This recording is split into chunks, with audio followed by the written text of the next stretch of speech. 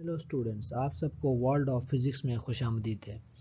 आज का हमारा टॉपिक है Kepler's law of planetary motion.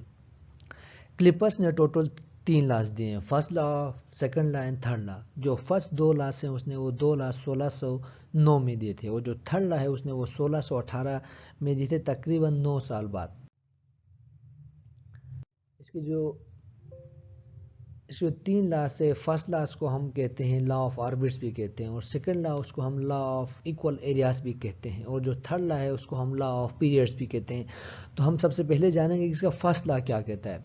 इसका फर्स्ट लॉ ये कहता है कि all the planets revolve around the sun is in elliptical orbit having the sun at one of the foci. इसका मतलब क्या है? इसका मतलब ये है कि जो हमारे प्लैनेट्स हैं वो सन के गिर्द मूव करते हैं, ये तो हम जानते हैं। तो अब इसके कैसे मूव करते हैं, कौन से शेप में मूव करते हैं? तो पहले जो है वो माना जाता था कि वो सर्कुलर मोशन में मूव करते हैं, लेकिन क्लिपर्स साहब ने ये आके हमें थ्योरी दी। उसने कहा कि जो ऑर्बिट्स हैं वो सन के गिर्द रिवॉल्व करते हैं इन एलिप्टिकल ऑर्बिट जे लाइक एक शेप, यानी कि वो सर्कुलर मोशन पे मूव नहीं करते बल्कि एलिप्टिकल पे मूव करते हैं। उसका दूसरा जो था वो लॉ ऑफ इक्वल एरिया से। इस इक्वल एरिया, इसका मतलब ये है कि जो the radius vector drawn from the sun to planets sweep of equal area in equal interval of time. इसका मतलब ये है कि जो प्लैनेट्स मूव करते हैं वो इक्वल टाइम में इक्वल डिस्टेंस तय करते हैं। सपोज अगर वो 5 सेकंड में 5 किलोमीटर तय करते हैं, तो जो अगले 5 सेकंड है उसमें भी वो 5 किलोमीटर ही तय करेंगे। तो अगर हम टाइम को सम करें तो वो हो गया 5 5 10, और किलोमीटर भी क्या हो गया 5 + 5 10। तो मतलब जैसे जैसे टाइम सेम रहता है, मतलब 5 सेकंड में 5 किलोमीटर, तो दूसरे 5 सेकंड में भी 5 किलोमीटर, तो टोटल जो होगा वो ऐड होता जाएगा 5 5। और इसका थर्ड लॉ है वो कहता है the square of time period of revolution of a planet around the sun is an elliptical orbit is directly proportional to cube of semi major axis। यहाँ पे जो है, यहाँ पे जो टर्म है पीरियड, टाइम पीरियड, इसका मतलब ये है कि 1 सेकंड में वो कितनी दफ़ा रिवॉल्व करता है। तो इसका ये है कि जो टाइम पीरियड है वो डायरेक्टली प्रोपोर्शनल है वो ऑर्बिट के सेमी मेजर एक्सिस में। तो अब हम इसको यहाँ पे डिटेल में पढ़ते हैं। यहाँ पे देखिए फर्स्ट लॉ जो है Kepler's law, orbits are elliptical not circular. जैसे मैं आपको पहले ही बता चुका हूँ, some orbits are only slightly elliptical. मतलब इसका मतलब ये है कि जो कुछ ऑर्बिट्स हैं वो सिर्फ स्लाइडली मूव करते हैं इन एलिप्टिकल में, बाकी जो अक्सर की तादाद है वो पूरा के पूरा एलिप्टिकल मूव करते हैं।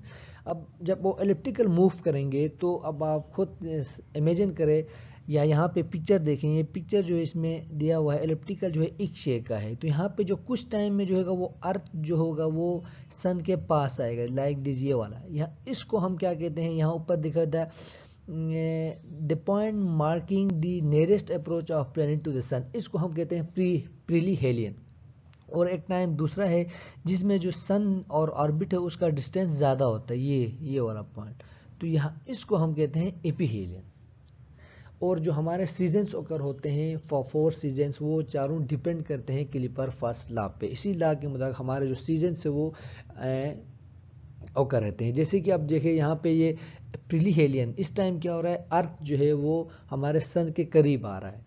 तो इसको हम क्या कहते हैं, इसको हम कहते हैं जी इस टाइम हमारे पास समर हो सकता है या कुछ कंट्रीज़ में इसको। और जो इस शेप अर्थ का जो फेज़ हमारे सन की तरह है उस टाइम उसमें समर होगा। जो दूसरा एरिया है वो सन से दूर है तो उसमें वहाँ पे सर्दियाँ भी हो सकती हैं। और जो दूसरा दूर वाला जो पॉइंट उसे हम कहते हैं एपिहेलियन कहते हैं।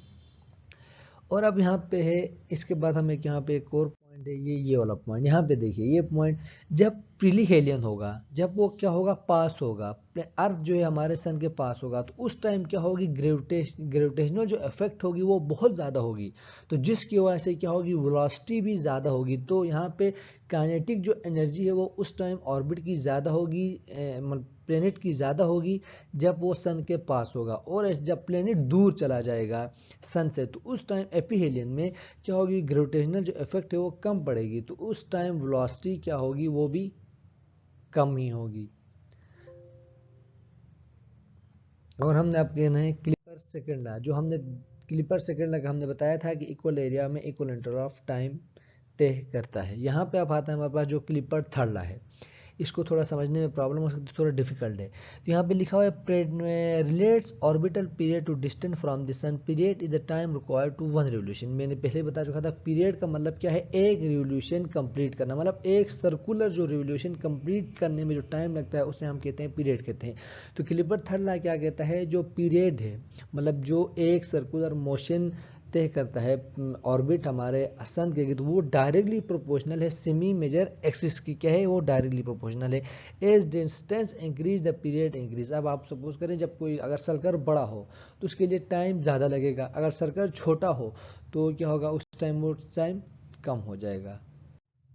और क्लिपर्ट थर्ड लॉ की इक्वेशन ये है, हमने क्या कहा था टाइम पीरियड जो है वो डायरेक्टली प्रोपोर्शनल है सेमी मेजर एक्सिस के, तो उन्होंने सेमी मेजर एक्सिस को उन्होंने आर से डिनोट किया है। और जो बीच वाला टर्म है 4πr² GMM, इसको हमने क्या कहा है कांस्टेंट कहा है, इसको हम कांस्टेंट के से डिनोट करते हैं। जो के है वो बराबर होता है 4π² यहाँ पे पाई की तो आप जानते हैं वैल्यू 3.141, और जी जो है वो ग्रेविटेशनल इफेक्ट, और एम जो है जो मास होगा जो हमारा ऑर्बिट मूव कर रहा होगा। अब यहाँ पे हम इसे अगर ऑर्बिट का मास डालेंगे, नहीं यहाँ पे सन का मास है, और जो के एस है वो हमारे पास क्या है कांस्टेंट है जिसकी वैल्यू है 2.97 क्रॉस 10⁻19।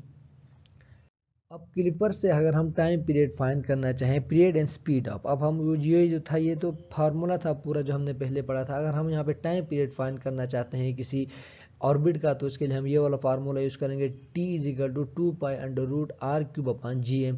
और अगर हम उसकी वेलोसिटी फाइंड करना चाहें, जो कि हमने बताया था कुछ टाइम जब वो प्रीलिहेलियन होती है उस टाइम उसकी वेलोसिटी फास्टर होती है, जब वो एपीलियन होती है तो उसकी वेलोसिटी कम होती है। तो हम फाइंड कहाँ से करते हैं, वो यहाँ से करते हैं VT = GM/r।